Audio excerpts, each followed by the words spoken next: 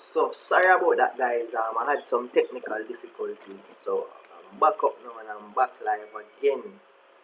Alright, guys.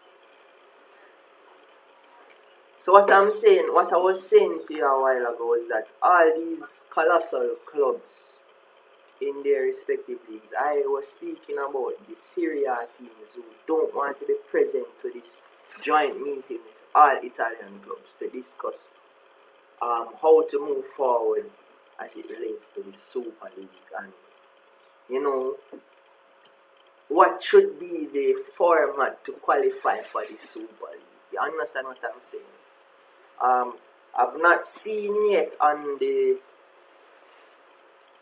on Sky Sports or UEFA or any of the sport outlets, the football sport outlets, as to whether or not the Spanish clubs won't be present. The giant Spanish clubs won't be present at this meeting as well. Alright, so let's go back. So we spoke about Bayern not on board already. Alright, bam. Also, basically I'm reading here, it's just repeating what I said earlier. Alexander Kaferin, which is the UEFA's, what is he?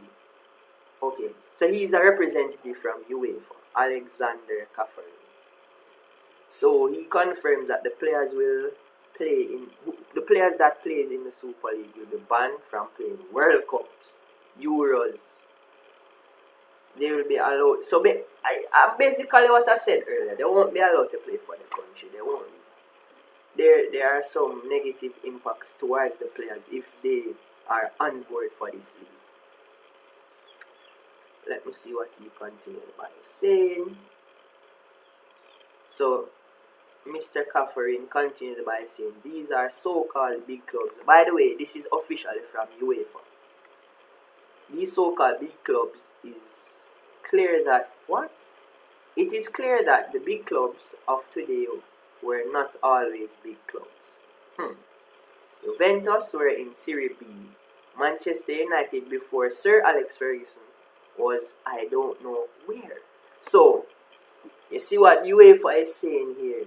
So basically what they're saying, these big clubs today were once small clubs. So UEFA has a similar viewpoint as myself here. They are not for this Super League. So, alright, breaking news now. So this is just in, guys.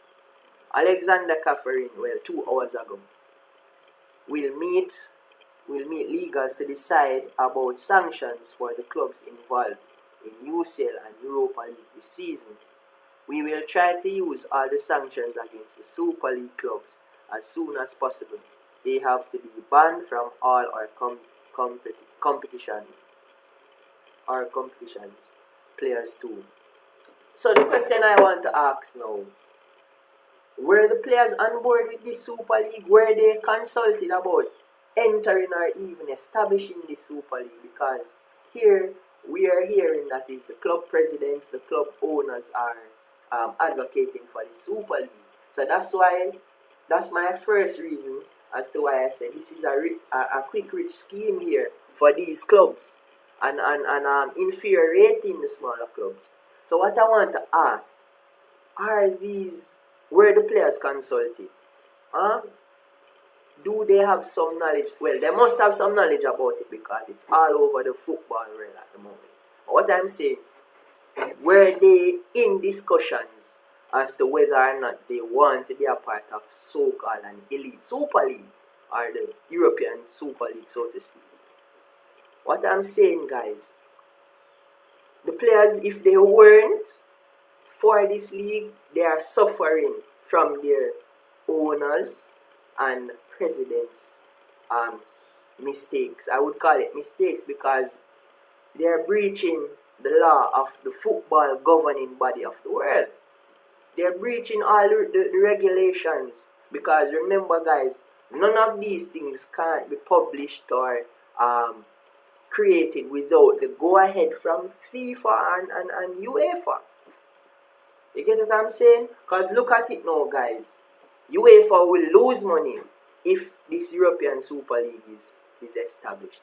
Because remember now, all the stakeholders, all the persons who govern the Super League are not UEFA members. UEFA is not a part of the Super League or the planning of the Super League. The president is the president of Real Madrid.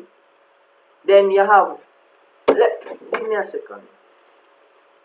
Florentino Perez is the one of the main front runners for the Super League. Let me just tell you who are the board members. So the chairman is Florentino Perez of Real Madrid.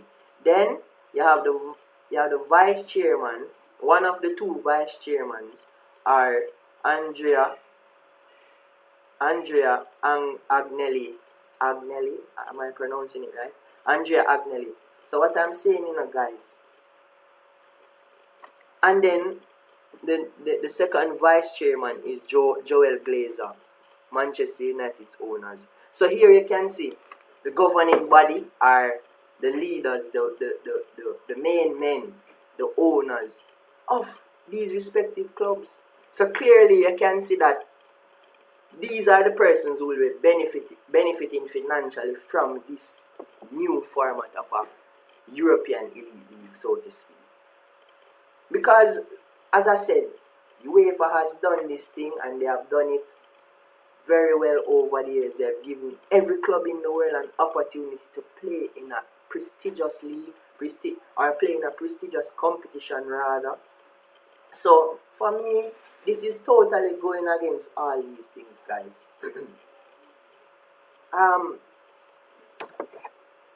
UEFA, first of all, guys, I spoke about this earlier. UEFA will lose a lot of money. So therefore, UEFA may or may not go bankrupt.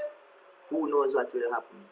Then we have all these domestic leagues. What will the viewership, what will the revenue be like with these leagues when all of their top teams leave the leagues? Yes, we know that we have loyal fans in all these respective leagues for those teams that are in the leagues. But remember, guys, how these leagues create revenue is based on international viewership, international fans paying for tickets to go to these stadiums, guys. It's not just locally these teams and clubs make their money, guys. What? Are you for it? I don't know if all these organizers are saying that they're facilitating growth for the lesser teams, so to speak. Because it's not. Because if you look at it, guys, it's happening even today before this Super League even came into consideration.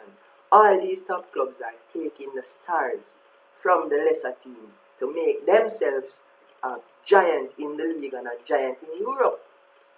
So what I'm saying, guys, this process of recruiting the other team's stars will become a more prevalent practice by these giant clubs, so to speak. So therefore, there will be no room for improvement for the lesser teams. What does that say? As I said, it's hindering the development of the sport overall, and it's greed by these club owners. We know that Perez is known for a lot of controversy in Real Madrid because of how he governs and how he deals with some of his star players over the years.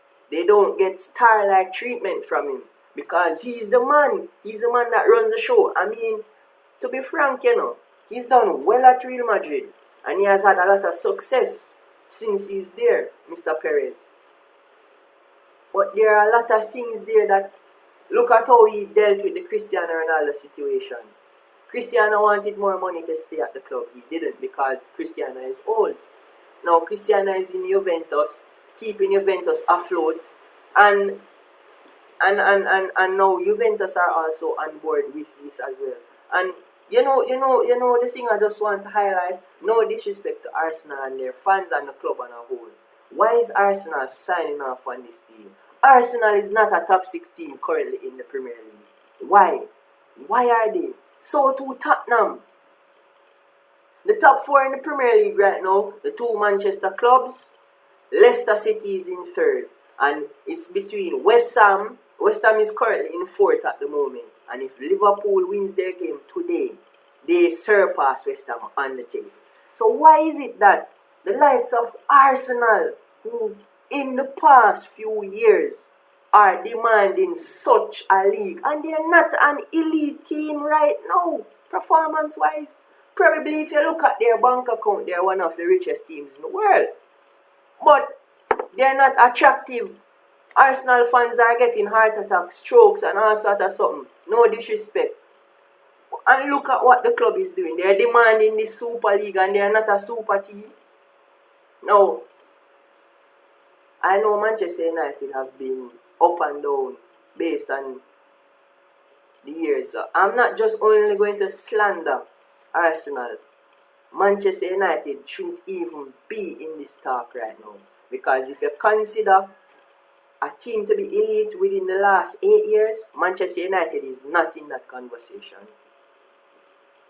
We won the league last in 2013. The year after that, we weren't in top 6. The year after that, we were in top 6, but we weren't in top 4. Missed Champions League football. The best we've finished since 2013 is second. Have not progressed further than the quarter-final round in the Champions League since. Why is it that